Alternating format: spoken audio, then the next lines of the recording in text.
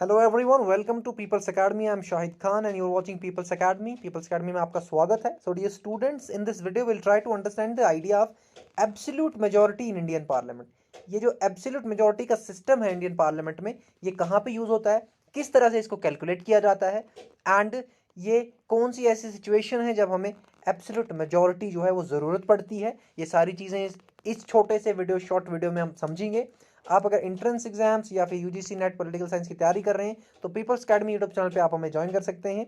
And वहाँ पे हम आपको डिफरेंट तरीकों से तैयार कराते हैं। MCQs, video lectures and PDFs आपको टेलीग्राम चैनल पे प्रोवाइड की जाती हैं।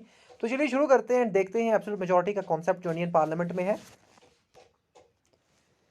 तो जैसा कि आप स्क्रीन देख पा रहे हैं, एब्सोल्यूट मेजॉरिटी का जो पीडीएफ कंटेंट है आपके सामने है। एंड सबसे पहले मैंने आपको पहले भी कहा है कि बेसिक्स हमें पता होने चाहिए। सो लोकसभा में हमारे पास 543 प्रेजेंट स्ट्रेंथ है, ठीक है। पहले ये 545 थी, 2 मेंबर्स को अब वो प्रोविजन हटा दिया गया है, एंग्लो इंडियन के 2 मेंबर जो होते थे। एंड राज्यसभा में आपको पता है देयर आर 245 मेंबर्स, ठीक है। टोटल कितने होते हैं? 250 होते हैं मैक्सिमम। एंड लोकसभा में मैक्सिमम कितने होते हैं? 552। ये बेसिक्स हैं, आपको पता होना चाहिए। एंड एब्सोल्यूट मेजॉरिटी का जो कॉन्सेप्ट है अब यहाँ पे हम देखते हैं, it refers to the majority of more than 50% of the total membership of the house. तो देखें यहाँ क्या बोल रहा है, more than 50% of the total membership of the house.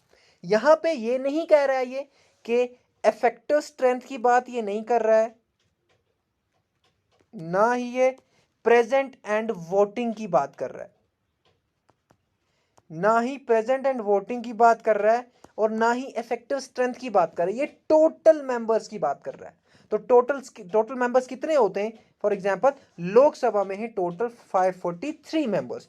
अब इसकी एब्सोल्यूट मेजॉरिटी कितनी होगी? मोर देन 50%। तो मोर देन 50% कितना होगा 543 का? 272। क्योंकि अगर 271 होता तो वो हो जाता 442, उसका डबल, ठीक है। तो ऐसे तो नहीं हो सकता, इसीलिए 472 होगा। 472 सॉरी 272 प्लस 272 अगर हम करते हैं तो ये हमारे पास आता है 544, ठीक है। तो ये हो सकता है। तो यहां पे आपने देखा कि एब्सोल्यूट मेजॉरिटी का मीनिंग यहाँ पे इंडियन पार्लियामेंट में जब हम लेते हैं, इट मींस कि टोटल मेंबरशिप जो हाउस की है उसका 50% से ज्यादा, विच इज 272। यही है 50% से ज्यादा किसका? 543 का। अगर 50% हम लेते तो फिर इससे कम आता ये 271 पॉइंट समथिंग, लेकिन वो 0.2 में सीट्स नहीं होती। एक जो वोटर होगा, एक जो एमपी होगा, उसको काट के 2 नहीं कर सकते हम, ठीक है। So it's very basic idea के मेंबर्स जो हैं वो 543 हैं अगर पार्लियामेंट में, तो उसका मोर देन 50% जो होगा वो 272 होगा, ठीक है। और यही है एब्सोल्यूट मेजॉरिटी। यूज कहाँ पे होती है? तो ये यूजुअली एक ही जगह पे यूज होती है एब्सोल्यूट मेजॉरिटी, और कब? जब जनरल इलेक्शंस होता है। फॉर एग्जांपल लोकसभा के इलेक्शंस हुए और लोकसभा में अब गवर्नमेंट हमें बनानी है, तब हमें एब्सोल्यूट मेजॉरिटी की यूज पड़ती है।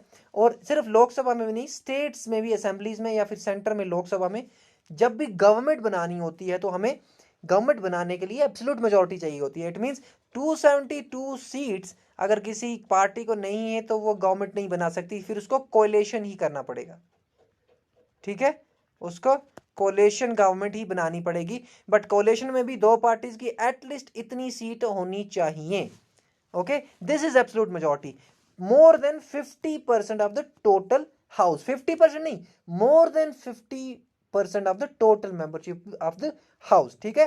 तो ये यहां पे बात करता है एब्सोल्यूट मेजॉरिटी की। और कहां पे यूज होता है? जब जनरल इलेक्शंस के बाद फॉर्मेशन होती है गवर्नमेंट की। कहां पे? सेंटर में या फिर स्टेट में। आपको पता है इलेक्शन हो रहे हैं, 4 जून को रिजल्ट है, तो 4 जून को जो रिजल्ट होगा उसमें आप यही देखेंगे कि अगर कांग्रेस को या फिर बीजेपी को 272 से ज्यादा आई तो अकेले गवर्नमेंट बना लेंगे ये, ऑल्दो इनका अलायंस है, बट एटलीस्ट 272 तो किसी को भी आने चाहिए, चाहे कोएलिशन हो, चाहे अलग से सिंगल पार्टी को इतनी सीट्स आए, बट इतनी सीट्स आनी चाहिए, तब जाके गवर्नमेंट बनेगी, क्योंकि एब्सोल्यूट मेजॉरिटी चाहिए होती है गवर्नमेंट फॉर्मेशन में।